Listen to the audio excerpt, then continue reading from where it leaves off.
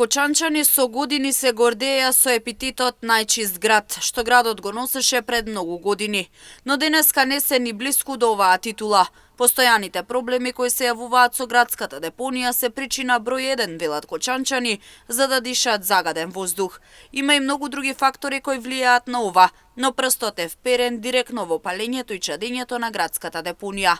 Не чини воздухот, велат граѓаните, а тоа се чувствува не само во близина на депонијата, туку и во центарот на градот. Некогаш Кочани го носеше епитетот за најчист град. Денеска централното градско подрачје се гуши во ѓубре и полни контејнери, а граѓаните сведочат дека дишат најзагаден воздух. Многу загаден воздух. Бевме и јас бев тамо горе.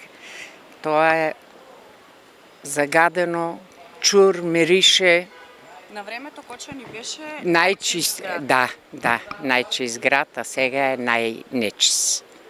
И сега се штрекува горе за не дозволуваат континери да се носе додека не се реше проблем. Многу лош. Многу лош. За жал депонијата не е страшна. Се што дишат децата, дишаме ние, старите. На нас е повише познаване на децата, ама... Во Кочани моментално тука не чини. Беше најчист, да. Сега? Сега не, сега треба да се пазе на тоа повише, да се работи. Има горе над панаирот, тај дел се многу чувствува димта, чадо. Нечист. А следствено на ова се јавуваат и проблемите по здравјето. Граѓаните сведочат за последиците кои се чувствуваат на сопственото здравје.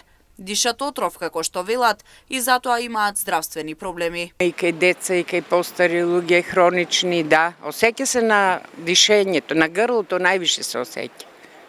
Секој пат како заграздавени, како нешто не е добро.